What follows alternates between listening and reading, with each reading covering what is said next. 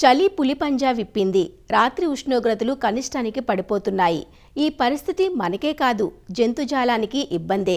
నోరులేని మూగజీవాలు ఈ చలిబారిన పడ్డాయంటే రైతుకు నష్టం ఎక్కువగా ఉంటుంది. పశువులు పాలు తక్కువగా ఇవ్వటం, గొర్రెలు మేకల్లో మాంసం దిగుబడి తగ్గడమే కాకుండా పలు రకాల వ్యాధుల బారిన పడే ఆస్కారం ఉంటుంది. కొన్ని రకాల చర్యలు చేపడితే ఈ చలిబారి నుంచి పశువులను జీవాలను కాపాడుకునే వీలుంటుంది. మరి శీతాకాలంలో పశువులు జీవాల పెంపకంలో ఎలాంటి జాగ్రత్తలు తీసుకోవాలో తెలియజేస్తున్నారు పివి నరసింహారావు, తెలంగాణ పశువైద్య విశ్వవిద్యాలయం, వరంగల్ జిల్లా మామునూరు కృషి విజ్ఞాన కేంద్రం ప్రధాన శాస్త్రవేత్త డాక్టర్ ఎన్ రాజన్న.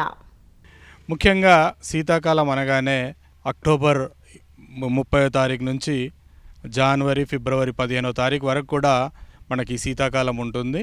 శీతాకాలంలో ముఖ్యంగా ఉష్ణోగ్రతలు పడిపోతూ ఉంటాయి. ఈ పశువుల్లో, గొర్రెలు, మేకల్లో కూడా ఉష్ణోగ్రతలు పడిపోవడం మూలంగా బాడీలో కొన్ని జీవక్రియలకు సంబంధించినటువంటి మార్పులు సంభవిస్తూ ఉంటాయి.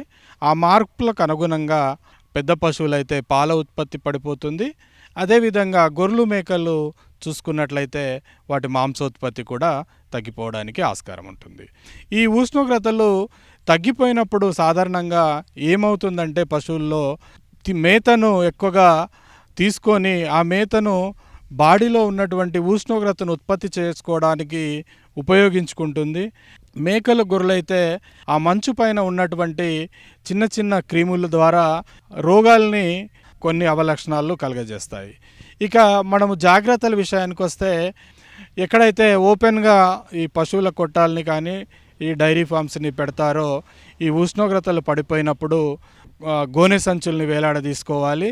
ఈ చల్లటి గాలులు మన డైరీ ఫారంలోకి కానివ్వండి, పశువుల కొట్టాల్లోకి కానివ్వండి రాకుండా అడ్డుకుంటాయి. చుట్టుపక్కల ఈ చెట్లు, ఎత్తైన చెట్లు ఉన్నట్లయితే వాటిని కట్ చేసుకోవాలి. దాని మూలంగా ధారాళంగా వెలుతురు అనేటువంటిది రావడం, అదేవిధంగా ఎండ పడడం మూలంగా ఫ్లోర్ అనేటువంటిది కొద్దిగా వెచ్చగా తయారవుతుంది. కడిగిన తర్వాత కూడా తొందరగా ఆరుతుంది. అదేవిధంగా వీలైతే ఈ పశువులకి మ్యాట్స్ కూడా వేసుకోవచ్చు. లేదు మరీ ఎక్కువగా 10 డిగ్రీల సెంటీగ్రేడ్ వరకు ఉష్ణోగ్రత పడిపోతుంది, అది ముఖ్యంగా ఆదిలాబాద్ కానివ్వండి, రంగారెడ్డి, హైదరాబాద్ చుట్టుపక్కల ప్రాంతాల్లో పడిపోయినట్లయితే ఈ సిమెంటు ఫ్లోర్ ఉన్నటువంటి రైతులు వాటిపైన ఊకపోట్టు కానివ్వండి, ఇంకా ఏదైనటువంటి తౌడును కానివ్వండి చల్లినట్లయితే కొద్దిగా ఉష్ణోగ్రతలో మార్పు ఉండడం వలన పశువులు చాలా కంఫర్టబుల్గా ఉండడానికి ఆస్కారం ఉంటుంది. ఇక రెండవది నీళ్లు. పశువులకి నీటిని తాపేటప్పుడు కొన్ని జాగ్రత్తలు తీసుకోవాల్సి ఉంటుంది. వీలైతే ఉదయం 10 గంటల తర్వాత కొద్దిగా సూర్యరశ్మి వచ్చిన తర్వాతనే నీళ్లకు వదిలిపెట్టడం ఉత్తమము. లేదు రైతులు కొద్దిగా గోరెచ్చగా పెట్టుకోదలుచుకుంటే ఆ గోరెచ్చని నీళ్ళు కూడా తాపొచ్చండి. ఎందుకనంటే ఈ నీళ్లు పాల ఉత్పత్తికి అవసరము.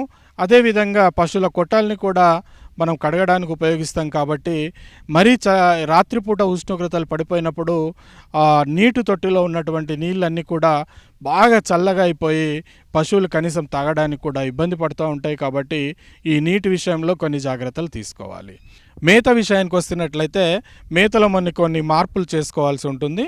ఎవరైతే రైతు సోదరులు డైరీ ఫారాల్లో ఈ దాణాను తయారు చేసుకుంటారో వారు మాంసకృత్తుల శాతాన్ని, అంటే ప్రోటీన్ పర్సెంటేజ్ని పెంచాల్సి ఉంటుంది. ముఖ్యంగా నూనె గింజ చెక్కలు కానివ్వండి, ఏదైనా నూనె వేరుశనగ కానివ్వండి, పత్తి చెక్క కానివ్వండి, అటువంటి వాటి శాతంను సుమారుగా మనం 35 నుంచి 35% పెంచుకోవాలి.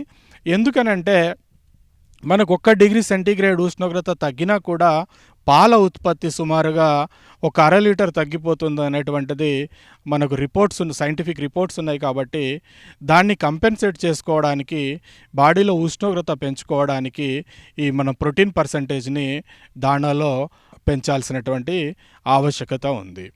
దూడల విషయానికి వచ్చినట్లయితే మనకు ఈ ఆగస్టు నుంచి దూడలు పుడుతూ ఉంటాయి. కాబట్టి అవి దాదాపుగా మనకు డిసెంబర్ మాసానికి వచ్చేవరకు ఒక 2.5 నుంచి 3 నెలలు ఆ ప్రాంతంలో ఉంటాయి. అప్పుడు రైతు సోదరులు ఏం చేస్తారంటే వెంట్రుకలను తీయడానికి ప్రయత్నం చేస్తూ ఉంటారు.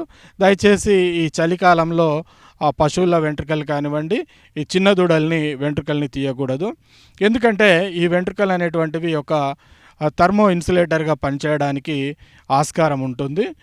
మరీ చిన్న దూడలు ఉన్నట్లయితే ఈ చలి ఎక్కువగా ఉండడం వలన న్యూమోనియా అనేటువంటి వ్యాధి రావడానికి ఆస్కారం ఉంటుంది. అవి న్యూమోనియా వచ్చినప్పుడు జ్వరంతో బాధపడుతూ ఉంటాయి. అదేవిధంగా ఈ జ్వరంతో బాధపడినప్పుడు ఎక్కువగా లంగ్స్లో మనకి ఇన్ఫెక్షన్ వచ్చినట్లయితే బాగా తగ్గడం కానీ, నోటెంబడి చీముడు కావడం కానీ అటువంటివి జరుగుతూ ఉంటాయి. ఈ లక్షణాలు గమనించినట్లయితే రైతు సోదరులు ఈ ఆక్సిటెట్రాసైక్లిన్ లాంగ్ యాక్టిన్ అనేటువంటిది 2.5 ml నుంచి 3 ml వరకు ఈ చిన్న దూడలకు ఇచ్చుకున్నట్లయితే ఈ న్యూమోనియా నుంచి కాపాడుకోవడానికి ఆస్కారం ఉంటుంది. అదేవిధంగా రాత్రిపూట ఈ దూడల్ని చలిచోకని ప్రదేశాల్లో ఉంచుకోవాలి. వీలైతే రైతు సోదరులు తమ ఇంటి లోపల ఈ దూడల్ని పెట్టుకున్నట్లయితే దూడల్ని సంరక్షించుకోవచ్చు.